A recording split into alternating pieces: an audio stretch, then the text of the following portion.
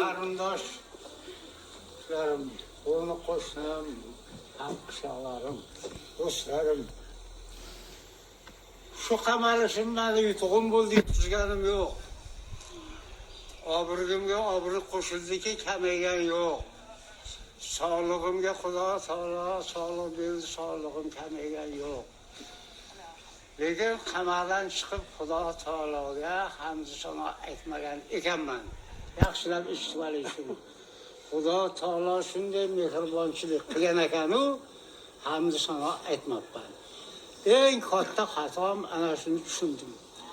Qur'on o'qish, hadis o'qish, Xudoning yo'lidan adashmay yurishga qat'iy qaror qilganlardan bittasini eng balondiman.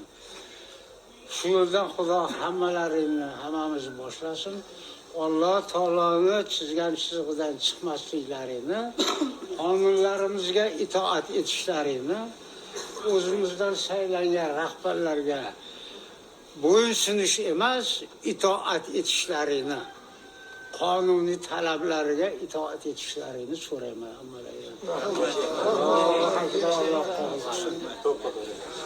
Yomon basmiz, yaxshi.